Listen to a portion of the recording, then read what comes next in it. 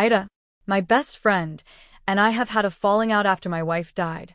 We were best friends through college, and we were both each other's best man at our weddings. A couple of years ago, my wife passed away, and, obviously, things have been hard for not just me, but all of our friends and family. Me specifically, I have really been struggling with motivation, purpose, willingness to get out of bed, and to see the good in things I used to love. I also live alone now and work 2 full-time jobs. So, I spend most of my time working, sometimes over 12 hours a day between the 2 jobs. When I do get free from working, I am usually just sitting at home alone, decaying away in front of the TV or playing a video game. I used to hear from my best friend a lot, but our communication has slowed down in the past few months. We live 3 hours away. We texted briefly on the 2-year anniversary of my wife's death. I tried to call him, but the next day he had gone to bed. I don't want to be selfish, but it would have been nice to hear his voice and tell me he loves me and things are going to be okay. That is all I really want. I wanted to check on him as well, but most days I don't have my hands free, so it is easier to call than text. On our anniversary, he responded to photos I sent of my dog. I did not call that day, but it would have been nice for him to reach out. I work with my dad and saw him all day, and he did not acknowledge it either. My best man has been dealing with health issues, personally as well. The last time we had a long conversation, he told me he tends to shut down when he gets overwhelmed, and then I did not hear from him in a while. I continued to reach out to check on him, but I was not hearing anything back. I even reached out a mutual friend to see if the third friend has heard from him, and if he was okay, to see if I should be worried about him, or I was overthinking it. He texted me back a few days later and said he was doing okay and got some answers/plan medically. A few more weeks went by without hearing anything. I reached out after having a very dark night and calling 988. I think I only did it just to hear someone's voice and tell me things will be okay. I had been drinking that night. I sent him a message saying I have had a hard couple of months. I even said that I acknowledge I am not the only person in the world with problems, but that I was really struggling. I did not mention the call to 988, scared it would just be a burden. I said that I feel like I don't have anyone to talk to and all I do is work and sit alone. I added that I was not trying to bring him down, but I was trying to be vulnerable. I told him I did not expect a response, but I wanted to be honest.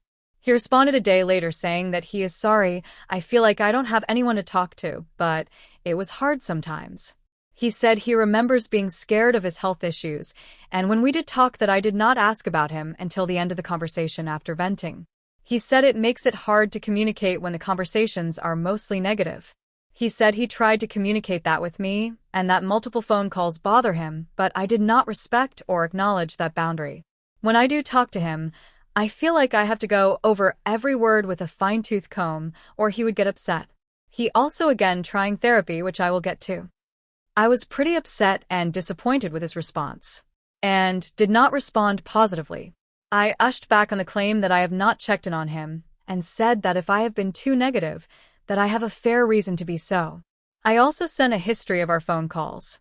I called him 6x in June, 2x in August, 2x in September, the day of my wife's death, and 5x times in October. I acknowledged that my calls picked up in October after he told me he tends to shut down when things get hard, but I feel saying the boundary was not respected was unfair when I only called him 4 times on 3 days in 2 months. One of those October calls was the night I called 988. He responded again to say that the calls, which were months old, bothered him, and I did not respond positively, I suppose. I brought up a night in college that he was in a dark place and saying very dark things about what he could do. My wife and I rushed over to be with him. His group of friends were all downstairs hanging out and told us to leave him alone, but I sent her up there to check on him and handled the group downstairs. I mentioned how nice it was to have her be there for us. In my emotion, I told him to keep whining, but I was done with this. A couple days later, more level-headed, I sent a better explanation. I, in a more respectful way, pushed back on the claim I did not respect his phone boundaries and pushed back on the claim that I was not concerned about his health. I said I think it is unfair to claim I bother him too much, but also don't check in on him. I tried to explain how difficult it is to be around by so much darkness and that I cannot turn my emotions and grief off. I told him I did not want to leave it on how we have left it since then. We have not spoken since then. Throughout the week, I blocked him on social medias and he had his wife remove me as a follower. I check my wife's social media pretty regularly to keep it from being idle or hacked, and sometimes open up stories on IG without even thinking about it.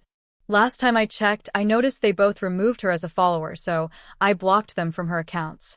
I keep her social media public so people can reminisce and grieve for memories, but I feel like they turned their backs on me when things got hard. I feel she would be disappointed in them for doing that, but we were husband and wife and a package deal. If they want to walk out on me, then they don't get to share moments with her. Their anniversary is this week. I have considered texting them happy anniversary. I do still care about them, even though I feel deeply betrayed by them now, but I don't think that is for the best. I am not sure if he has seen that message I sent last Saturday. If he has blocked my number, he would not have gotten the text.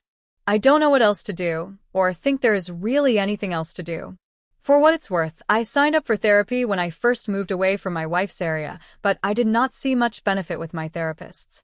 It is also financially tight. I have signed back up for BetterHelp, but at $90 a week, I am probably not going to do it for long. Edit, November 13th, 2024/9:54 Central Standard Time.